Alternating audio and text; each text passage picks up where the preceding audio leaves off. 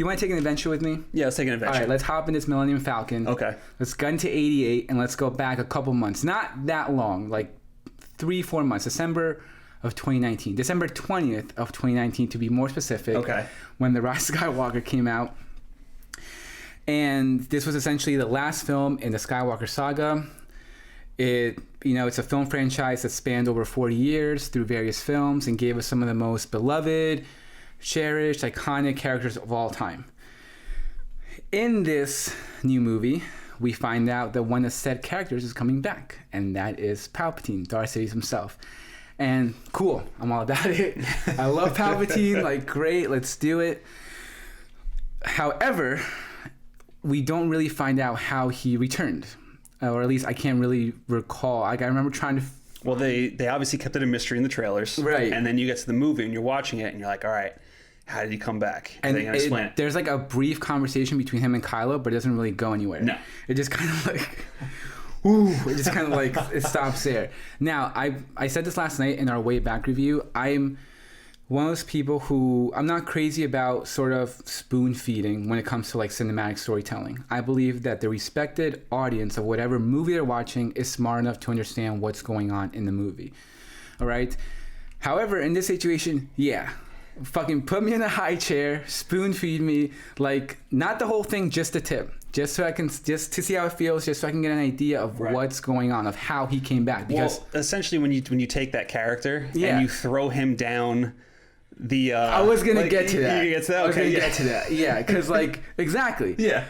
But it's like, this is Palpatine, one of the most iconic Star Wars characters, in general, one of the most iconic characters of all time, and we don't really get an explanation of how he turned.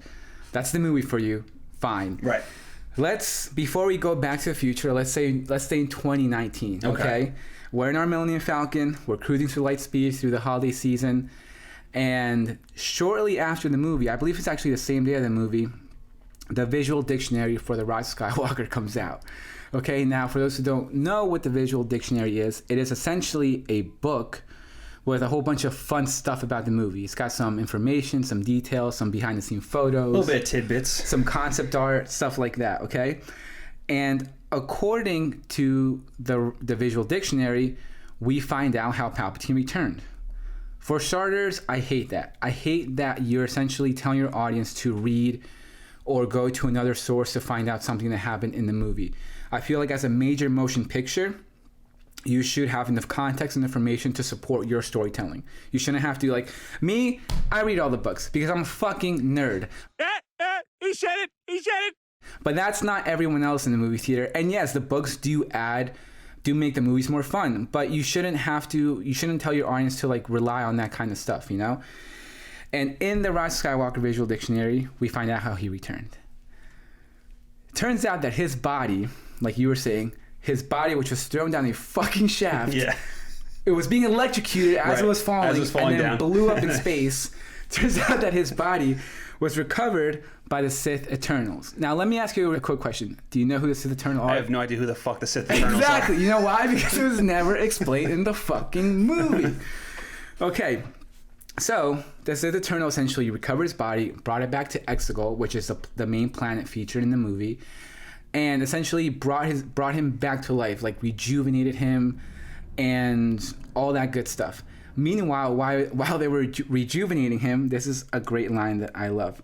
Where is it? Okay, so for decades, they toiled in secret to create the Palpatine's massive fleet. Did you know that they were the ones who created the massive fleet? Nope. Exactly, because it was never explained.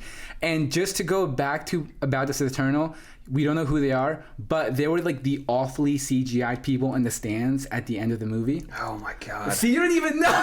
It was like, that was a Sith Eternal. Can I say something about that scene? At first I was like, because it was so weird that when Rey showed up at the end to confront Palpatine, that she was basically inside a soccer stadium and there were all these people. It was literally like a concert. It was like a concert. I was like, who the fuck are all these people? I didn't know there was this many people there. Yeah, like, and at that point I figured they were like clones. Right. And I figured that Palpatine was being taken, because we find out it was a snow clone, so I'm like, okay, these are all clones, they're taking care of Palpatine. Right. But no, it turns out that it's this Eternal, this like kind of cult, and they recovered his body, which was electrocuted, thrown in a shaft, and blown up. Took it back to Exegol and kind of through science rejuvenated him, brought him back to life, and built him an army. That all happened but we never essentially... We never saw it. We never saw it. They never told us. Exactly. Yeah. All right.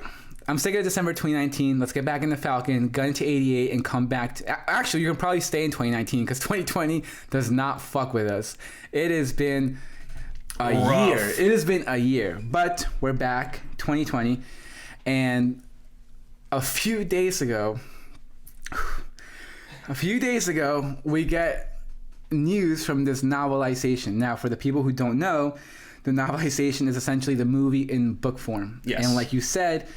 we find out that Palpatine was a clone this whole time. So pretty much everything that the visual dictionary said... was wrong. Throw it away. Throw it away. It doesn't matter because according to the novelization, Palpatine that we saw in the movie was a vessel. It was essentially a vessel harvesting Palpatine's spirit.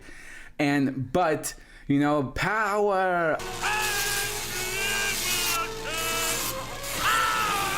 so strong that it's essentially breaking down the vessel, which is why it's all fucked up and like decrepit.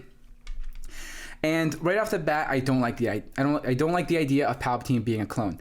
However, just because something does not look good on paper doesn't mean that it's not going to translate well to the movies. At that point, it's all about execution. Right. And the thing I would say about that too is like I don't mind the idea of him of like his like essence, his dark force taking over a body, because that was what I assumed Snoke was going to be. I thought maybe that was kind of like who Snoke was.